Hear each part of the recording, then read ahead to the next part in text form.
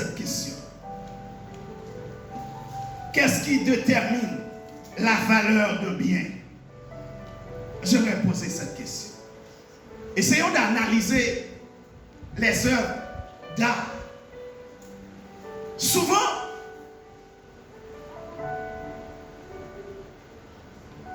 on parle de la valeur d'une œuvre d'art. Qu'est-ce qui détermine la valeur de cet art? Tout simplement, elle dépend de deux facteurs. Premièrement, ce qui fait la valeur d'une œuvre, c'est le prix que quelqu'un est prêt à payer.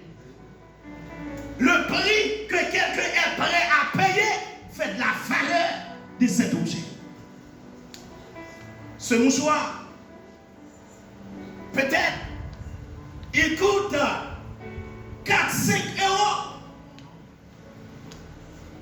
Mais si un collectionneur vient et puis il achète ce mouchoir et puis il pose les seaux, ce mouchoir, demain, dans un mois, dans un an, dans 2 ans, peut coûter 1 million d'euros. Parce que ce n'est pas le mouchoir qui compte, mais c'est le prix qu'on est prêt à payer pour ce mouchoir. Alléluia. J'aimerais attirer votre attention sur cela. Le collectionneur, un tableau, peut-être aujourd'hui coûte 100 euros. Mais puisque, eh bien, dans une vente aux enchères, on commence à monter l'enchère. Le tableau commence à prendre 1000, 2000, 3000 euros. La valeur de ce tableau sonne. Parce que on est prêt à payer un prix considérable pour ce tableau. Et deuxième facteur qui est important pour montrer la valeur d'un objet, la valeur dépend de l'ancien propriétaire. Je vais commencer à prêcher.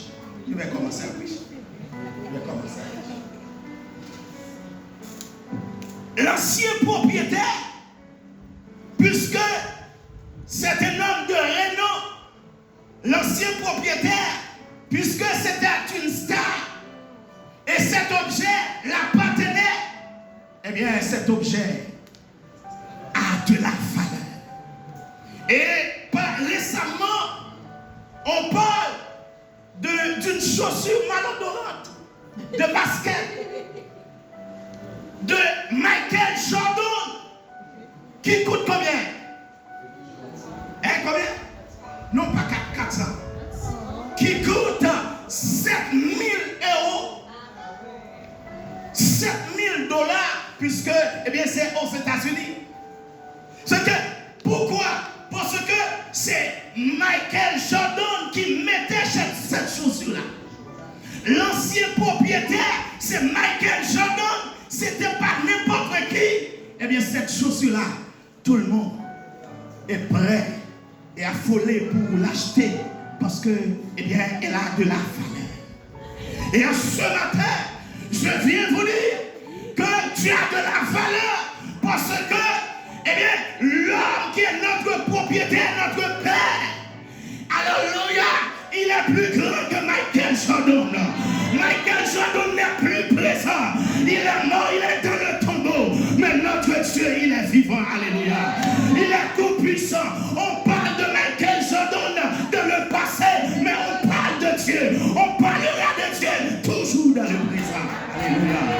Parce qu'il est le Dieu puissant. Il est le Dieu capable. Et c'est lui qui a déclaré que nous avons du prix à ses yeux. Ça veut dire que puisque nous avons du prix à ses yeux, certainement l'ombre de la mort pouvait nous engloutir.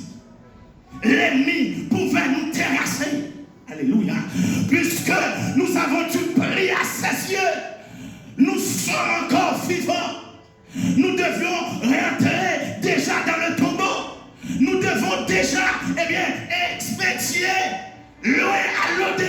Mais Dieu, puisque nous avons dû prier à ses yeux, il n'a pas laissé que cela arrive. Alléluia.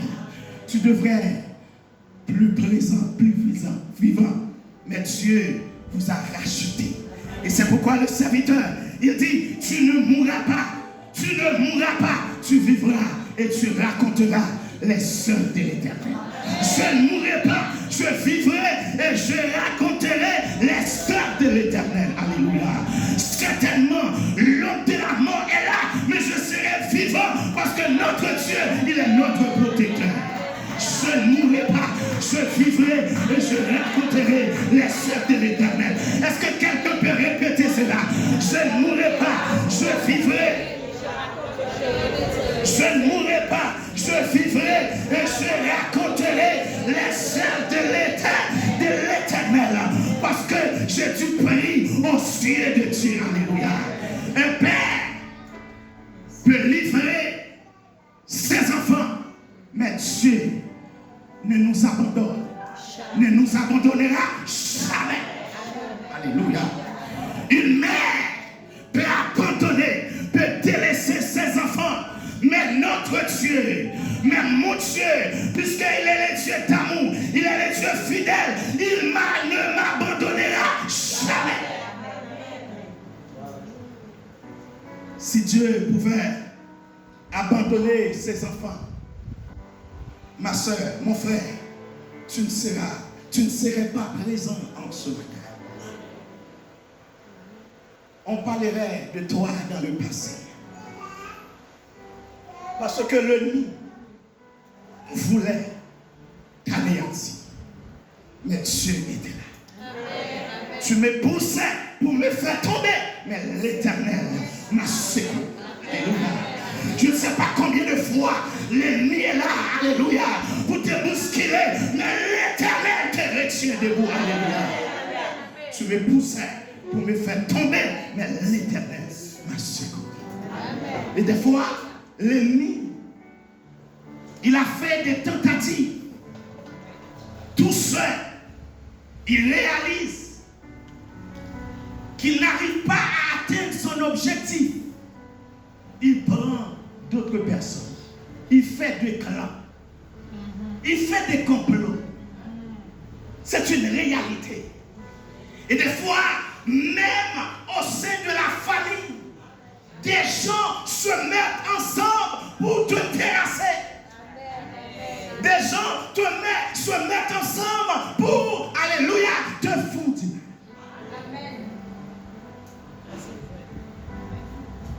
Toutes les nations m'environnaient. Au nom de l'Éternel, je les taille en pièces. Toutes les nations m'environnaient. Au nom de l'Éternel, je les taille en pièces. Parce que j'ai du prix aux yeux de Dieu. C'est lui qui veille sur moi. Le sommeil, il ne dort pas. Il est toujours, alléluia, réveillé. Il surveille toujours sur moi. On serait sans l'Éternel.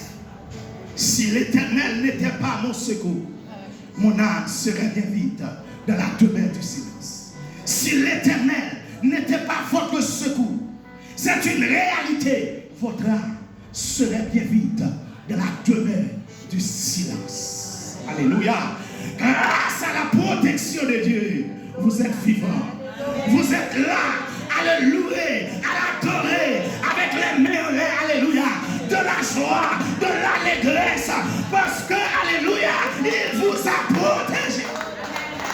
Applaudissons ce Dieu vivant, ce Dieu fort, ce Dieu capable, alléluia. Et des fois, ils sont jaloux de votre réussite.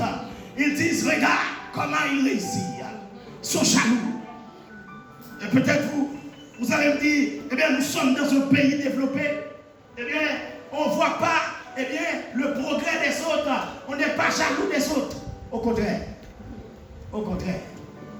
Au contraire. Et le serviteur a dit cela tout à l'heure, à la va-vite. Le cœur de l'homme est tordu. Qui peut le corps? Les connaît. Dieu seul. Et c'est ce Dieu-là qui a fait cette déclaration que je n'ai la valeur pour lui. Qui peut le connaître ce soir? Et c'est ce Dieu-là qui dit, j'ai du prix à ses yeux. Si c'est lui qui le dit, je n'ai pas peur de mes ennemis. Et en ce matin, je viens vous dire, n'ayez pas peur de vos ennemis. Il faut toujours marcher dans l'esprit de victoire, dans un esprit de gloire, car notre Dieu, il est le Dieu de gloire. Alléluia. Peut-être en ce matin, tu traverses une situation difficile. Tu es dans deux pots-là. Tu es dans l'angoisse, dans la tristesse. Je viens vous dire, Dieu a un plan pour toi. Dieu a un plan d'allégresse. Dieu a un plan de restauration pour toi. Car il est le réparateur de brèches. Le secours des affligés.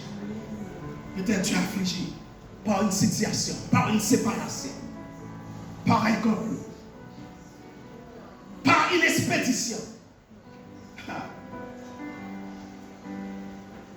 Ça existe à la Martinique, des expéditions.